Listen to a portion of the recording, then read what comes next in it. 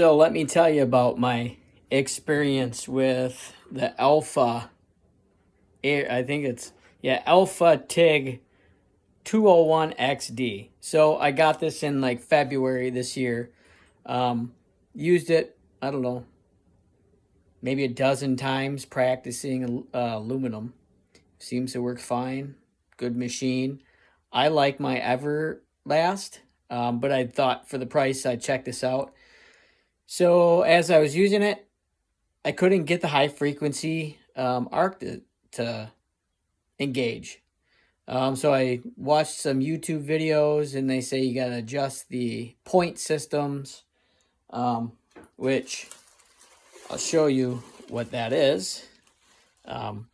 So right, where is it? Right there. That's the point system. So you got to take them two screws and adjust it. And then you got to mic it or some shit. Anyways, so it didn't work. So I called him up and said I've had it for like a month or two and it stopped working. Well, troubleshooting this and that. And then they finally sent me a box with a new board in it, which I thought was kind of stupid because I just spent $800 on this thing and I got to fix it myself. Whatever.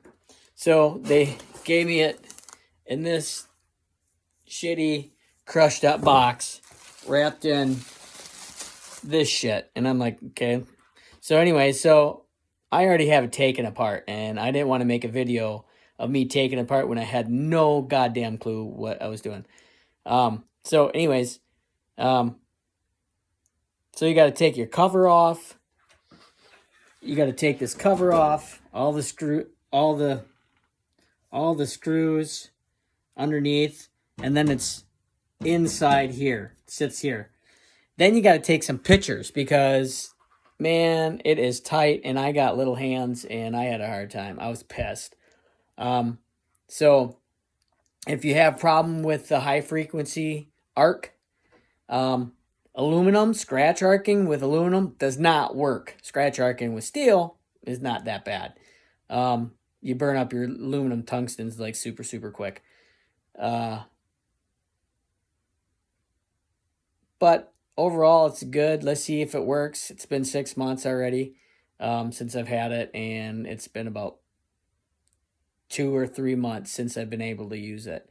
So let's see if it works. It worked. I tested it out, and it seems to be fine. Let's see how long it lasts. Anyways, hopefully this wasn't a ramble, but if you have that problem, high frequency, you can adjust it. If not, you got to get a board, and it's a pain in the ass. Not too bad on my aluminum welds. Still working on them. Still working. All right, see you later, YouTube.